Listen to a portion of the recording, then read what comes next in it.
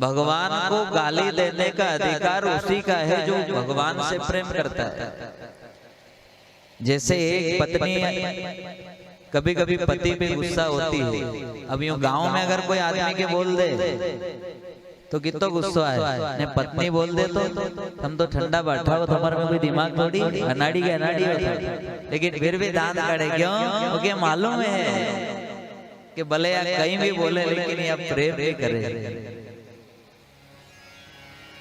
समझना, उसी प्रकार हमारी जो आत्मा है, ये आत्मा परमात्मा की पत्नी है। क्यों? क्योंकि वो जगतपति। कौन है? जगतपति। अगर आप भगवान की भक्ति करते हो, तीर्थ यात्रा करते हो, सत्संग श्रवण करते हो, और आपका जब बुढ़ापा आए नहीं तो भगवान को आप हक से भी कह सकते हो आना पड़ेगा, आना पड़ेगा, नहीं तो 12 बजे तुम्हारा क्यों नहीं आओ? गर्व से कहो। यहाँ भगवान ने स्पष्ट कहा है, जहाँ की रही भावना जैसी, जिसका जैसा भाव है मैं उसे वैसा फल। अब यहाँ सत्संग भी सब श्रवण करे, तीर्थ यात्रा भी सब कर रहे, लेकिन किसी से भी पूछो तो बस यूं ज बोलेगा कि अपन ने कहा अच्छा कर्म करिया साहब कि भगवान लेवाने आएगा। तो भगवान बोले ठीक है, तीर्थ करने के बाद भी, सत्संग श्रवण करने के बाद भी अगर थारो भाव यो है कि भगवान कहीं लेवाने आवेगा तो जा नरक में सड़। यहाँ बस भाव ऐसा बनाओ, कैसा भाव कि क्यों लेने नहीं आवेगा। यहाँ सूत जी महाराज कहते हैं कि यहाँ कलयुग का मनुष्य ऐसा है कि जवानी में कभी खोटा कुकर्म पाप हो जाए नहीं तो जैसे जैसे बुढ़ापा आवे तो वो अपने पाप को याद करता रहता है कि दादा कथा सुनवा से कहीं हो। क्यों? क्योंकि अपन ने तो खूब पाप करे, आप कहीं कथा क्यों? अरे खूब घर तोड़ाया और अब कथा भी सुन लागा तो कहीं होगा। क्यों? क्योंकि खूब पाप किया, खूब पाप किया। यहाँ एक कहावत है, यहाँ काफी लोग कहते हैं एकाता पेट में पाप करियो है, अभी भजन करे तो कहीं होए। बोले नहीं कि पेट में पाप करियो है, भजन करे तो कहीं होए। लेकिन यहाँ सूत जी महाराज कहते हैं कि ये जो संसार सागर है ये पाप का भरा हुआ सागर है। क्या है ये सागर? ये पाप से भरा हुआ सागर है। यहाँ पाप से ऋषि संत, बड़े बड़े महात्मा, बड़े बड़े पंडित भी नहीं बचे हैं, तो अपन कहां से बचेंगे बताओ? अच्छा, ऐसा कोई है पृथ्वी पे जिससे पाप नहीं होता है? बताओ, ऐसा कोई इस पृथ्वी पर है जिससे पाप नहीं होता? पाप सबसे होता है। क्यों? क्योंकि ये संसार ही पाप का सागर है। क्या है ये? पाप का दलदल है, पाप का कीचड़ है। लेकिन यहाँ सूत जी महाराज कहते हैं कि पाप हुआ और उस पाप को जो जीवन भर याद करता रहता है तो जाके रही भावना जैसे, अगर तो पाप को याद करेगा तो मैं तुझे नरक में ही भेजूंगा। लेकिन जैसे जैसे बुढ़ापा आवे और तेरा भाव अगर ये हुआ कि हे गोविंद, हे परमपिता परमात्मा, मैं जानता हूँ, मैं जानती हूँ कि मेरे से पाप हुआ, लेकिन हे मेरे परमपिता परमात्मा, आपने तो बड़े बड़े पापियों को तार दिया है, क्या तू मुझे नहीं तारेगा? जरूर तारेगा। बड़े बड़े पापियों को तारने वाला है भगवान, तो हमें नहीं तारेगा? तारेगा। बस आप तो भाव ऐसा बना लो कि मुझे लेने मेरा परमपिता परमात्मा ही आवेगा। यहाँ सूत जी महाराज ने कितनी सरल रूप में समझाया है कि कलयुग में इस माया जाल में अगर सत्संग मिल जाता है तो समझ लेना कि भगवान भी मिलने वाला है। लेकिन फिर भी यहाँ दिमाग में ये बात नहीं जाएगी किसी को भी। यहाँ सत्संग भी मिल रहा है फिर भी आप हाथ दिखाओगा, मारो कहीं होगा, मारो कहीं होगा, मारो कहीं होगा। ये गुरु नाम किस लिए लिया जाता है? आप में से गुरु नाम किन किन ने लिया? हाथ खड़े करें। गुरु नाम कहते हैं कि जो गुरु नाम नहीं लेते हैं तो समझ लेना कि वो पैदा भी नहीं हुए और मर गए। गुरु नाम लेना बहुत जरूरी है।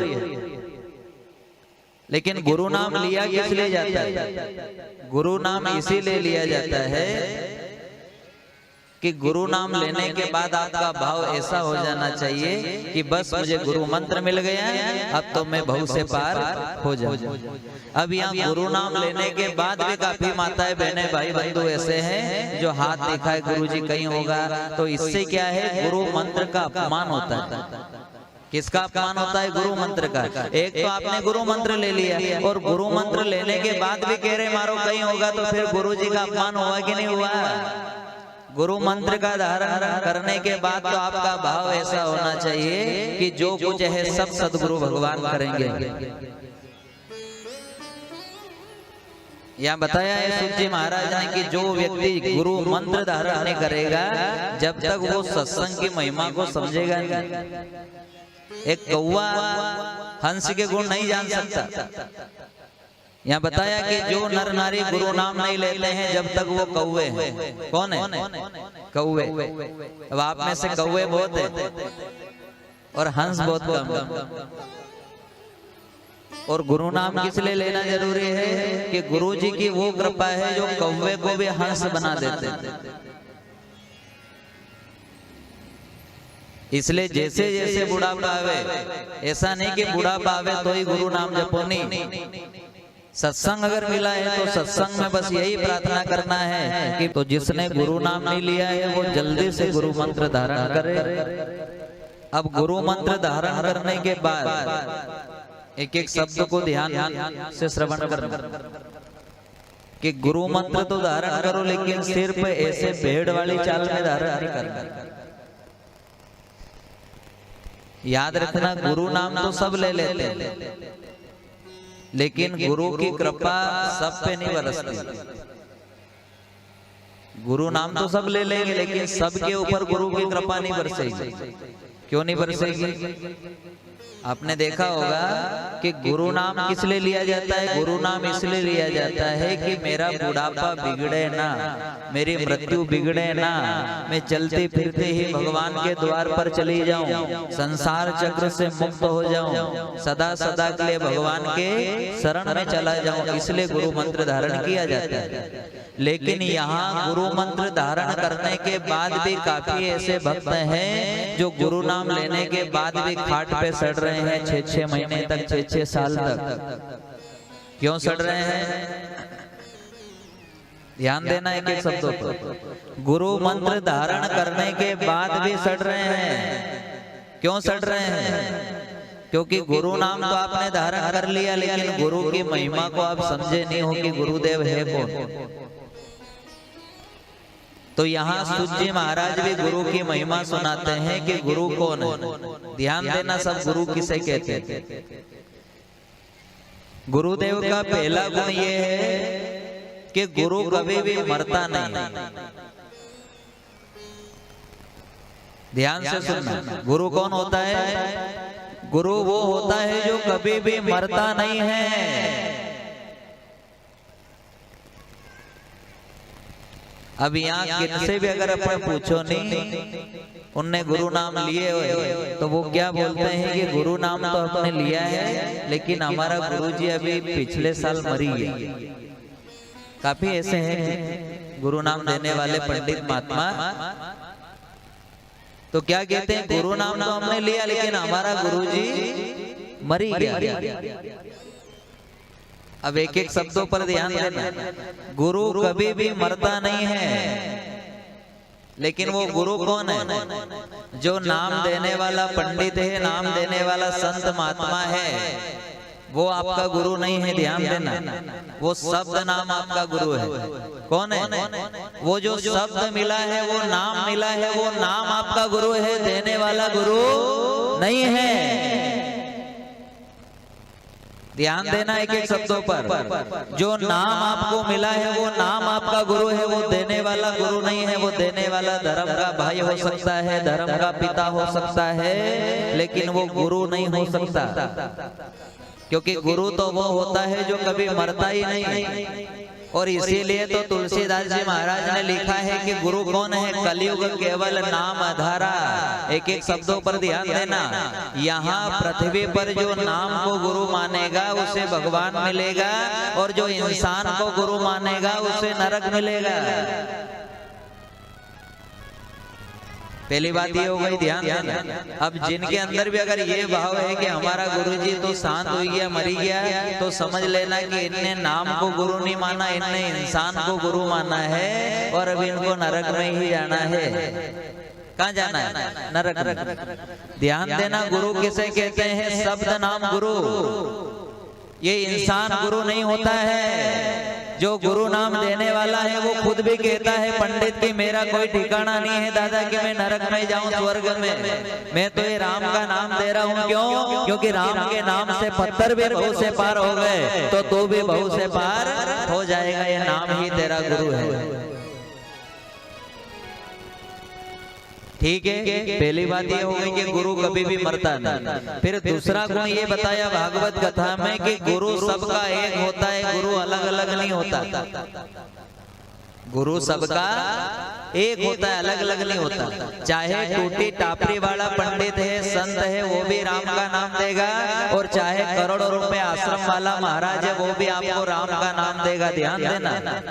और यहाँ बताया कि गुरु कौन है? शब्द नाम गुरु। एक एक शब्द पर ध्यान देना कि गुरु कौन है। जैसे कि आप गुरु नाम लेने गए और घर पर आए गुरु नाम लेके, और आपकी सहेली ने पूछा तू कहाँ गई थी, तो आप कहीं बोलोगा गुरु नाम लेवाने गई थी। कौन सा नाम लेवाने गई थी? गुरु नाम। और कोई भी पंडित खुद का नाम नहीं देता है कि मेरा नाम जपना, नहीं। हर पंडित, हर महात्मा राम का नाम देते हैं, भगवान का नाम देते हैं। किनका नाम? भगवान का नाम। और वो भगवान का नाम लेके आप घर आए और आपकी सहेली ने पूछा कि कहाँ गई थी, तो आप कहीं बोलो गुरुजी को नाम लेवाने गई थी। की को नाम? गुरुजी को नाम। तो ये नाम किसका है? भगवान का है। तो फिर गुरु कौन हुआ? कौन हुआ? गुरु कौन हुआ असली अपना? भगवान। समझ रहे कि नहीं समझ रहे?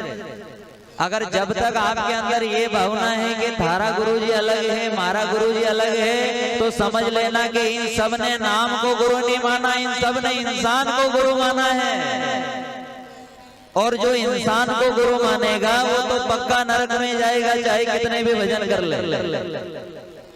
इसलिए ध्यान ये देना है कि कभी भी इंसान को गुरु नहीं मानना है। नाम देने वाला पंडित आपका भाई हो सकता है, धर्म का भाई, धर्म का पिता हो सकता है, लेकिन आपका गुरु नहीं हो सकता। गुरु किसे कहते हैं? शब्द नाम गुरु। और जिस दिन अगर आप गुरु मंत्र की महिमा को समझ जाओगे, मैं व्यास गादी से कह रहा हूँ, अगर आपको शब्द नाम को गुरु मान लिया और शब्द नाम गुरु को अपने हृदय में बिठा लिया और भाव से अगर आप गुरु मंत्रों का जाप करोगे, तो आपको खतरनाक बुढ़ापे में भी किसी को यूं नहीं कहना पड़ेगा कि पानी का गिलास भर के पिला दे। ऐसी गुरु जी की महिमा है। जिस दिन अगर आप नाम की महिमा को समझ जाओगे, उस दिन ये संसार के सारे झगड़े खत्म हो जाएंगे। यहाँ काफी माताएं बहनें नाम लेने के बाद भी आपस में लड़ती है, कहती है थारा गुरुजी का, हमारा गुरुजी का 9 नाम है। एक बोले हमारा गुरुजी का 5 नाम है। थारा गुरुजी का है? हमारा गुरुजी हरिद्वार वाला है। थारा गुरुजी हमारा ओंकारेश्वर वाला है। तो आपस में इनका लफड़ा चलता रहता है। अभी लफड़ा कब तक चलेगा? जब तक ये सब इंसान को गुरु मानेगा। कब तक लफड़ा चलेगा? जब तक इंसान को गुरु मानोगे। और जिस दिन अगर आप नाम को गुरु मान लोगे, तो गुरु मिलने से झगड़ा खत्म हो गया। फिर कैसा झगड़ा? अरे भाई थने जो नाम मिलिया वे नाम महाराज है, क्यों? तने भी राम का नाम मिलिया ने, मने भी राम का नाम मिलिया। क्यों? क्योंकि वो राम ही अपना गुरु है, देने वाला इंसान गुरु नहीं है। यहाँ काफी लोग ऐसे हैं जो गले में कमंडल टांग लेते हैं कि ये हमारे गुरुजी है। ध्यान देना, काफी लोग हमने ऐसे देखे हैं कि मनुष्य का जो संत महात्मा होते हैं उनका फोटो गले में टांग लेते हैं और बोलते हैं हमारे गुरुजी है। अरे मूर्ख, ये गुरुजी नहीं है, ये खुद भटका हुआ इंसान है। ये खुद भटका हुआ इंसान है जो तेरे गले में टंगा हुआ है। और जो खुद भटका हुआ है ये तुझे कैसे भव से पार करेगा। और याद रखना, लग 84 योनि से हम भटकते भटकते आए हैं, और अब भी इंसान को गुरु मान के भटको मत। या तुलसीदास जी ने स्पष्ट कह दिया, कलयुग केवल नाम आधारा, या नाम को गुरु मानो।